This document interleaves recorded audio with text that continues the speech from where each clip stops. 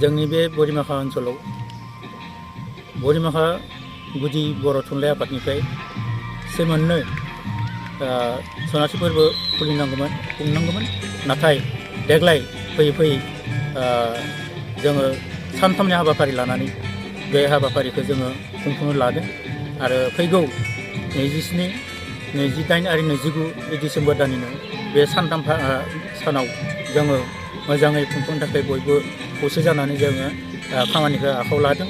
बेजों लोगोसे जोंनि बे बोरिमाखानि जोंनि जि गुदि थुनलाइ आफादनि सनाथि फोरबोनि लोगोसे बाक्सा जिल्ला बर' थुनलाइ आफादाबो बेवहायनो बिथांमोननि जा फोरबो बे फोरबोखौ जुथुमाखौ बेवहायनो माने बिथांमोना सालायगोन, बेवहाय जाफुंसार होगोन आरो लोगोसे बिथांमोनजों लोगोसे जोंनि बाक्सा जिल्ला जिथु हारिमु आफाद दङ बे हारिमु आफादाबो बेवहायनो सरजाबफादों। बेखायनो सानथामनि हाबाफारियाव जोङो गासैयै बेवहाय हयथ' गोबां आर्टिस्टबो जोङो लिंहरनाय जादों। बे आर्टिस्टफोरनि मादाव बिराज मोसाहारि दङ, नितुमनि दङ, लोगोसे बिग्राय दङ आरो बितु बिथांमोनखौ जों बेवहाय हांख्रायनाय जादों आरो जोंनि बे बानजाय आफादनि आफादगिरि कातिराम बर' सारा बिथाङाबो जोबोरैनो जोंखौ खबर लागासिनो दङ आरो हेफाजाब होगासिनो दङ। लोगोसे बिथांमोननि अनगायैबो जोंनि नेहाथारि दं देबेन बसुमतारियाबो दिनै नारा नाथा नाजागासिनो दङ आरो जोङो रायजो राजाफोरनिफ्राय बेवहाय जेबो रावनि खोथा गैया, हारिनि खोथा गैया।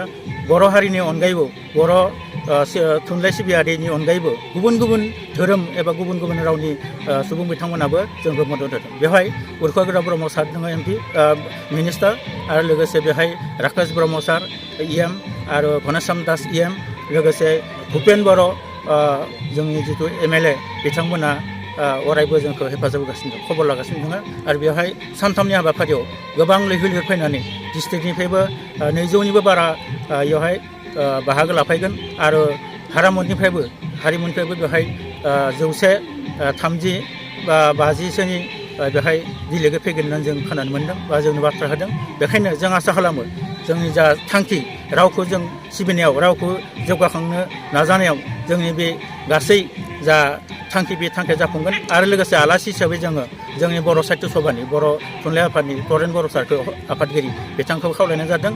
लोगोसे जोंनि बारग' जा बर' थुनलाइ आफादनि बारग' आफादगिरि कमलाकान्त मोसाहारि बिथाङाबो बेवहाय बाहागो लागोन। बेखायनो बेखेवगिरि हिसाबै जोंहा सिट दङ।